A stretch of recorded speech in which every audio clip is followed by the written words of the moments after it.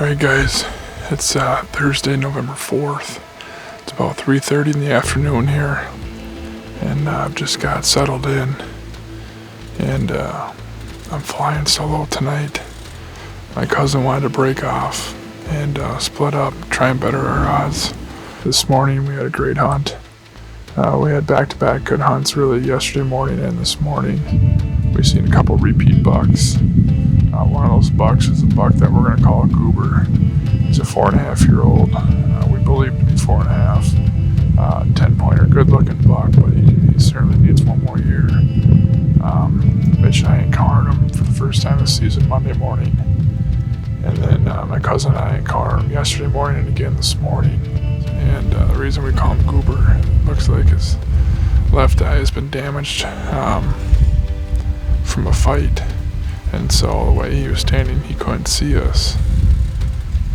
And then we encountered a beautiful 3.5-year-old 8-pointer, just a stud of an 8, beautiful frame.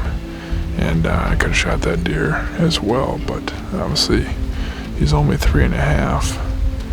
And I pray that he's able to make it through this season here, because he will be a beautiful, beautiful buck here. But we did have an encounter with one of our target bucks. Big mainframe 10-pointer, tall brows, beautiful buck. He seems to be locked down with a doe. When we first seen him, he kind of come up over the crest of the hill from down below us. The hill really drops off, and he came up and over that hump, if you will. We didn't call to him right away because he was kind of angling up towards us. And then all of a sudden this doe spooked, and he must have been with her. And so he kind of followed her, and I tried giving him some grunts, and he stopped and he looked and he was looking. But obviously, you know, when a buck's with a doe, it's next to impossible to get him to come off unless you're running a decoy and you call at him. That's really the only chance. But we believe we had a couple coyotes come up over the hill, so we believe the coyotes are what spooked her. But nonetheless, it was good to see him. Anyways, I'm gonna sit tight, and hopefully one of those three will show themselves.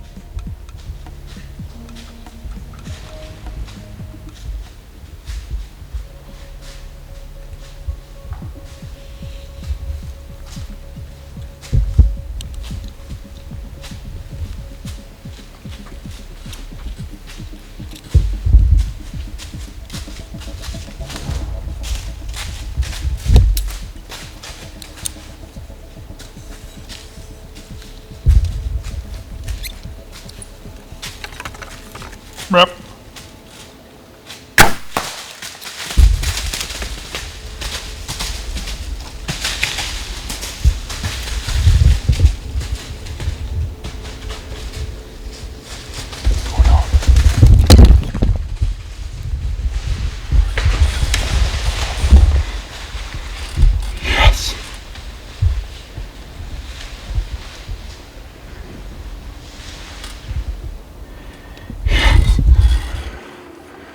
Alright guys, I've had a chance to calm down a little bit here. It's 5:45. I shot that buck about 15 minutes ago. Hadn't seen a deer all night. I could hear some chasing, some grunting. That's a buck that we saw this morning, and we weren't able to call him off of his doe. So I figured if she was going in the field, there was going to be no shot of calling him off. Well, eventually he turned around and he came back down, and luckily for me, he came closer to the tree here. And as I said, after the shot, hats off to any of you guys that are self-filming, because it's a challenge.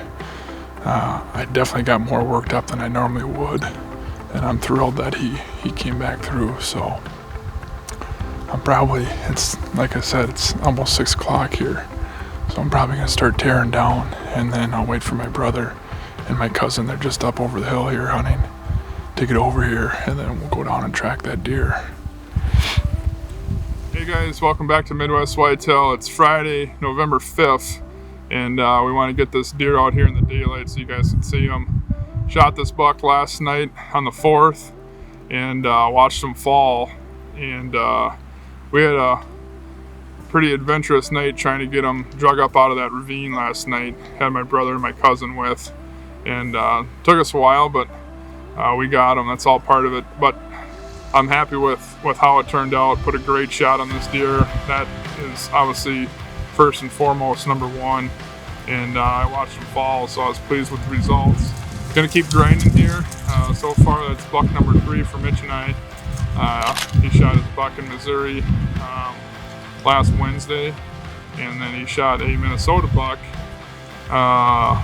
this past Wednesday. So we're gonna see if we can't keep things rolling here and throw some more tags down in either Iowa or Missouri. Thanks for watching.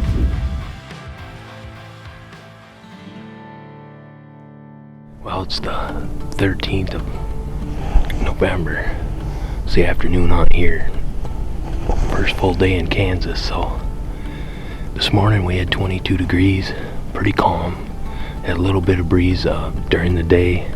Kind of switched around a little bit, so we went back on this east side setup here by this creek crossing and this little meadow. So we know a big deer will cruise this bottom eventually. Every year they do, so that's the plan.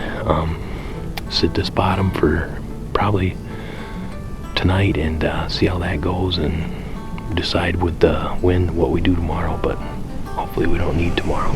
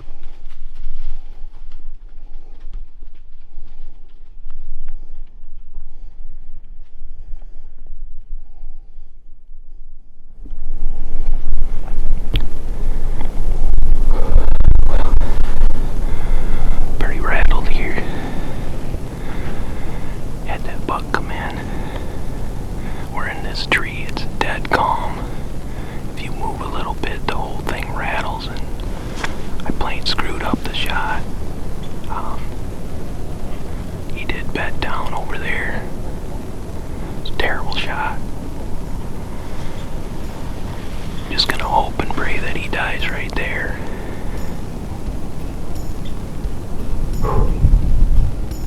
Well, here he is. we waited about 6.5 hours to go in after him.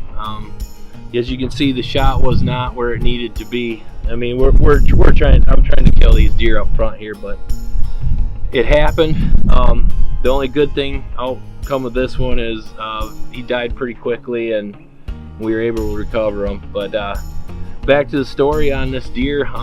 Logan and I were sitting in the stand there and just talking about how Kansas is so crazy. You just don't see tons of numbers of deer, and when you do see them, there's usually a good one around. So we no longer got done chatting a little bit about that in the stand, and he's like, there's a tall buck over there, and grabbed the grunt call, grunted, and he come running in grunting himself. Never seen that before in our lives. So came in real quick. Not much video footage of this kill, but nevertheless, it's a great deer to kill out here in Kansas, and we're having fun, and got a quality buck to show for here. So thanks for watching us here on Midwest Whitetail Great Lakes.